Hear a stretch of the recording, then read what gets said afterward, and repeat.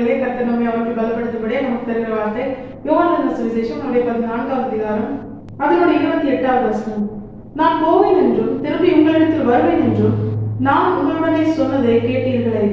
நீங்கள் என்னில் அன்புள்ளவர்களாய் இருந்தால் பிதாவினிடத்திற்கு போகிறேன் என்று நான் சொன்னதை குறித்து சந்தோஷப்படுவீர்கள். ஏனெனில் என் பிதா என்னிலும் பெரியவராய் இருக்கிறார்.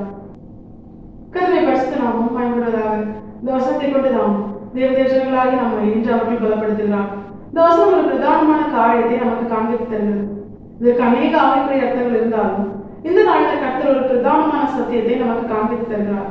அதுதான் ஆண்டவராகிய இயேசு கிறிஸ்து தன்னோடு கூட இருந்த சீஷர்களிடத்தில் சொன்ன ஒரு காரியம். நான் பிதாவினிடத்தில் போகிறேன், அதை குறித்து நீங்க என்ன பண்ணணும்? நீங்க சந்தோஷப்படணும். ஏன்னா பிதா என்னிலும் பெரியவராக இருக்கிறார். நீங்கள் என்னில் அன்புள்ளவர்களாக இருக்கிறதுனால என்னிலும் பெரியவராக இருக்கிற பிதாவினிடத்தில் நான் போகிற அந்த காரியத்தை குறித்து நீங்க சந்தோஷப்படணும்னு ஆண்டவர் சொல்றார். இந்த காரியத்தை தியானிக்கும் பொழுது கர்த்தர் இன்று நம்மோடு கூட பேசுகிற ஒரு பிரதானமான சத்தியம். ஆண்டவராகிய இயேசு கிறிஸ்துவின் வாழ்க்கையில் அவருக்கு நடக்க போகிற பெரிய நன்மைதான் அவரிலும் பெரியவராய் இருக்கிற பிதாவாகிய தேவனிடத்திற்கு அவர் ஏறி போகிறது. அவர் வந்த காரியத்தை ஜெயமாய் முடித்து அவர் பிதாவினிடத்துல திரும்பி செல்கிறார்.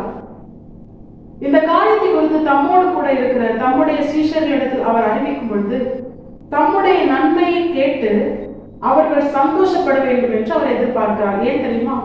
அந்த சீஷர்கள் தம்மிடத்தில் அன்புள்ளவர்களாக இருப்பதை ஆண்டவராகிய இயேசு கிறிஸ்து அறிந்திருக்கிறார். இதை தியானிக்கும் பொழுது கர்த்தர் நமக்கு காண்பித்து தருகிற பிரதானமான சத்தியம், தேவதைகளாகி நாம் நம்மோடு கூட இருக்கிறவர்களிடத்தில் அன்புள்ளவர்களாக இருப்பதை எப்படி அறிந்து கொள்ளலாம்? அதைதான் கர்த்தர் என்று நம்மோடு கூட பேசி உணர்த்த போகிறார். இந்த கடைசி நாட்கள்ல நம்மில் மற்றவர்கள் அன்பா இருப்பதையும் நாம் மற்றவர்களிடத்தில் அன்பா இருப்பதையும் அநேக நேரங்கள்ல நம்மால் அறிந்து கொள்ள முடியாது. அதனால்தான் அநேக போராட்டங்களும் பிரச்சனைகளும் குழப்பங்களும் ஏற்படுகிறது. யார் நம்ம கிட்ட அன்பா இருக்கிறார், நம்ம யார்கிட்ட அன்பா இருக்கிறோம் அப்படிங்கிற காரியத்தை நம்மால் சரியாய் புரிந்து கொள்ள முடியவில்லை. அதற்காக தான் கர்த்தர் இன்று நமக்கு ஒரு அடையாளத்தை காண்பிக்கிறார். தேவதைகளாகி நாம் நம்மோடு கூட இருக்கிறவர்களின் வாழ்க்கையில ஒரு நன்மை நடக்கும் பொழுது நமக்குள்ளே எந்த விதமான உணர்வு ஏற்படுகிறது? அதை கேட்ட உடனே நம்ம சந்தோஷப்படுறோமா, இல்ல கோவப்படுறோமா, இல்ல துக்கப்படுறோமா?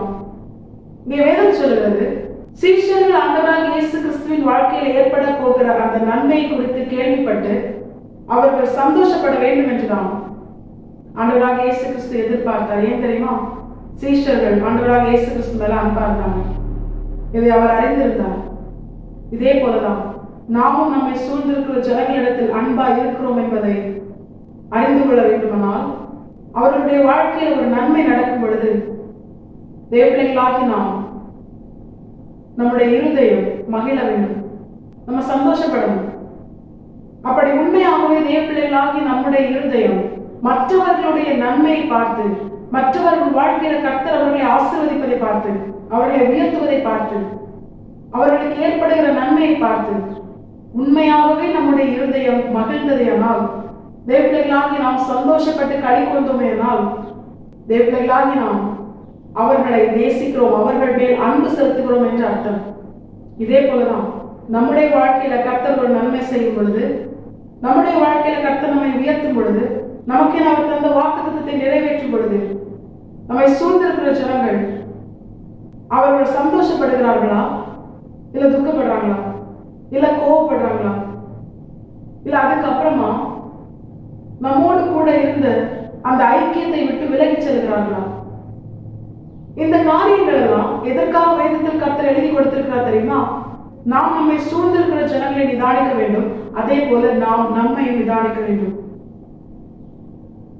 கர்த்தர் நம்முடைய வாழ்க்கையில் ஒரு நன்மையை செய்யும் பொழுது, நாம் ஆசீர்வதிக்கப்படும் பொழுது, உயர்த்தப்படும் பொழுது, எந்தெந்த ஜனங்கள் அதை கேட்டு சந்தோஷப்படுகிறார்களோ அவர்கள் தான் உண்மையாகவே கர்த்தருக்குள் நம்மை நேசிக்கிறார்கள், நம்மை அன்பு வைத்திருக்கிறார்கள் என்ற அர்த்தம்.